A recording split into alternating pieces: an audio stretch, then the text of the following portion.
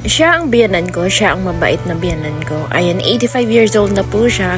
At ayan, ay yung hinihingi lang namin kay God, good health at saka mahaba pang buhay. Okay na po kami doon.